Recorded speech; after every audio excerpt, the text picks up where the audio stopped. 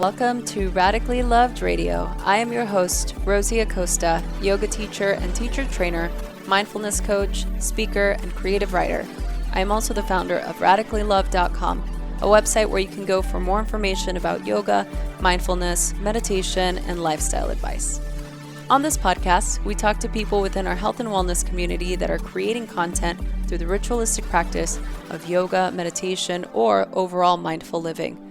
We hope to create value in your life so that you can achieve your highest potential and live a radically loved life. To stay in touch with us, just follow me on Instagram and Twitter at Rosie Acosta and on Facebook at Radically Loved Rosie. You can sign up for our newsletter on radicallylove.com to stay up to date on future workshops, retreats, and latest podcasts. I think that one of my favorite, when I say favorite, meaning not my favorite, things that I get asked is, how did you get that? How did you do that? Do you guys get that ever? You get something or something exciting happens to you. You have those certain people in your life that are like, how did you get that? How did that happen? How did that happen for you? I have most recently very honored to have been featured in the December issue of Yoga Journal, which is I'm still like flabbergasted at the fact that my face is on the cover of this most incredible magazine that I have been a subscriber for a long time. In fact, the first yoga journal I ever got was, I think it was like 98, and Sean Korn was on the cover. And that was the first time that I actually realized that there was physical postures with this yoga thing, because I was introduced to yoga as a yoga philosophy in my late teens. So the physical component didn't come until after the fact, but I digress. So one of the things that I wanted to speak to, and for those of you who have been listening to my podcast for a long time know that I, have these random insights that I like to share with everybody. And one of the things that I noticed for me is a trigger point is this whole like, how did that happen? How did that happen? I've always been of the mindset, like, instead of you spending time asking why this person's getting this, or why this person's getting that, or why not me, it's like, focus on working on getting what you want. Don't play the game of comparison. Comparison, I say this all the time, is the biggest joy kill. And if you focus on all the ways that you're not getting something, that's not the way to generate more of that into your life. For me, it's always been a mindset practice. I remember creating a vision board years ago. This was back in like 2009, so almost 10 years ago, where I cut out a yoga journal cover and put it on my vision board. And did I try and manifest myself on the cover of a magazine? I'm sure subconsciously, yeah, that was definitely something that would have been really cool to have or to get to. But it was more of coming from a place of a desire to want to create something that was meaningful and something that really meant something to me. Anytime I've tried to manifest things into my life has always come from that place. And the same thing happened with the Live Be Yoga tour that I did last year. And it's funny because I like to keep my old vision boards, and I found that one not that long ago. And I remember having that logo after the girls from the first tour stayed at our house in Los Angeles. And I remember just putting so much energy into that when I applied. And look, I did the footwork. I applied. I did the things. I put myself out there to to get on this tour, and it happened. And the reason why I wanted to speak to this at this state and at this level is because I want people to understand that there is work that needs to be done in order to achieve the things that you want. And that goes with anything. And this is something that I've found in my entire life. And if you've read the article, then you know what my upbringing was like, and you know the adversity that I had to overcome. And it wasn't overcome just in a day or in a year. This has been an ongoing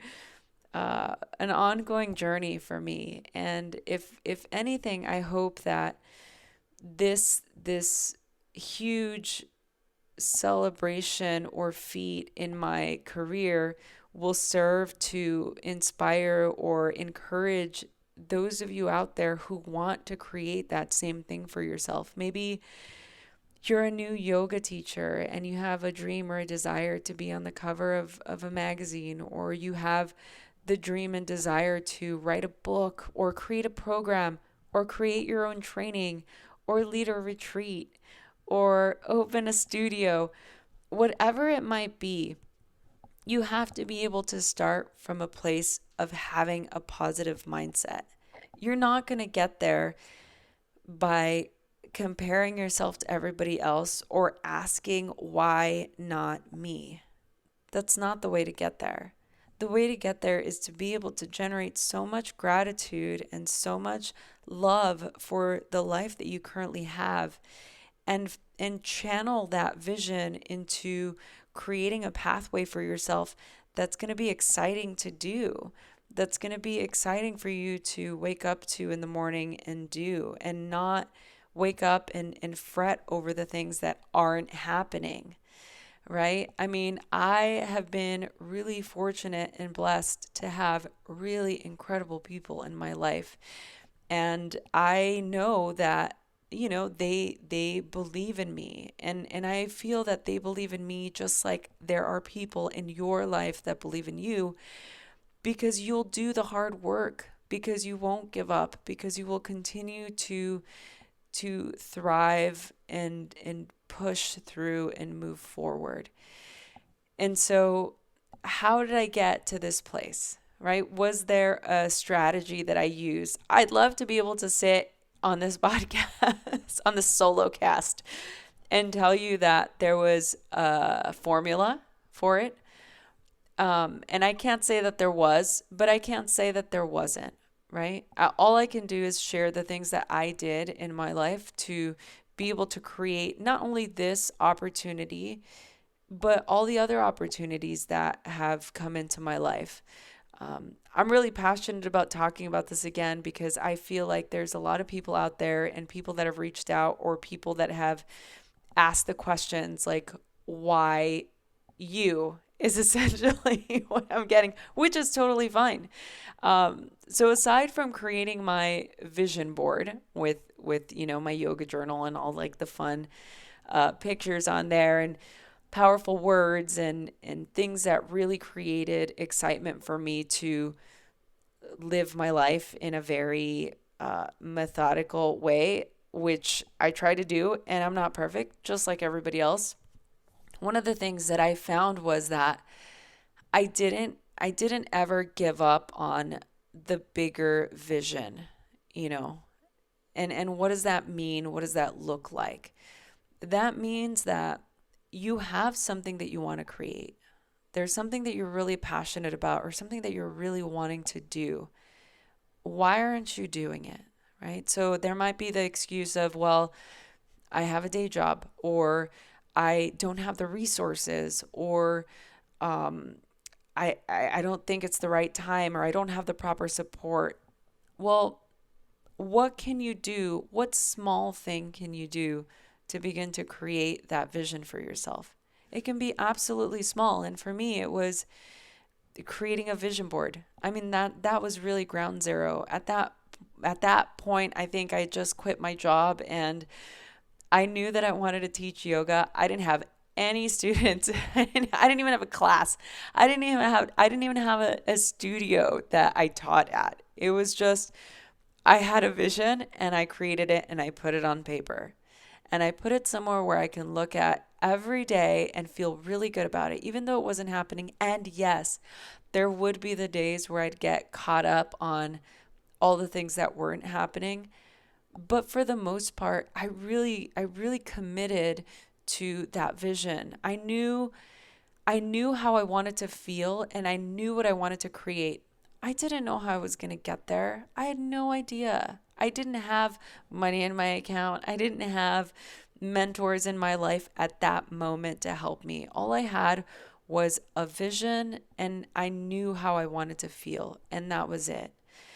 And so if there's people out there that are wanting a template, create it. Create it for yourself. What does that look like? What can you do? Can you change the screensaver on your phone? Can you give yourself little reminders? Can you write an alarm? Can you create a vision board? Can you manifest with your close circle of friends? Can you cultivate a tribe to get you motivated and to inspire you to get to a place where all you want to do is focus on that? Where the sometimes insidious nature of social media creates the feeling of inadequacy. If that's happening for you, then maybe you need to go on a digital detox. I do those quite frequently because I get it. I fall into the same cycle as we all do. It's part of our nature. And so how I got to be on the cover of this most epic magazine, I still have no clue. I really don't. I think that I had some great people that really believed in me and really believed in what I was doing. But I think it's because I'm doing the work and I am committed to just continuing to forge forward regardless of the accolades, because I truly believe that I have value to give to the world, that I have a vision of what I want to create and how I want to feel and how I want my students to feel and how I want my listeners to feel and how I want the people in my life to feel. And I feel like when you really focus on what value you want to offer the world, I think that all of those things that you want to create in your life will really just come. This is really about being able to manifest the things that you want to create in your life. This has nothing to do with covers or best-selling books or top iTunes rated. This has to do with what you want to create in your life that's going to really ultimately make you feel happy. And does that happiness align with being of service and providing value for the people in your life? So I hope that this is helpful for all of you. I know that all of you listeners have really continued to inspire me to do what I do. And so one of the main reasons why I think that I am where I am is because of all of you. So thank you from the bottom of my heart. I feel that a lot of the incredible and great things that are happening to me at the moment is because I have such a strong and powerful community, and because those of you listening are continuing to work on yourself. And the higher I rise, the higher I get to uplift you, and the higher you rise, the more that you'll help to uplift me. So thank you for that. As always, thank you so much for being here. I love you all very much. I'm going to ask myself, what do I radically love? And I radically love all of you. So thanks so much for listening. Is there something missing in your life? Is there something that you want to do in the world to create an impact, but feel that it's overwhelming? So many of us walk through life feeling unsatisfied, overwhelmed, tired, and desperate for a deeper connection, but don't quite know how to achieve the things that we want in life. Join us this spring at the Dunsky Castle in Scotland for 7 days of yoga, meditation, and yoga nidra, all focusing on finding your life's purpose. During our time together, we will learn how and when to take action, how to lead from our heart and not our head, how to break up with our inner critic for good, and dive deep into learning about desire and discipline and how this creates a purposeful life. For more information, go to radicallyloved.com, or you can message us at info@radicallyloved.com, subject Scotland. We'll see you soon.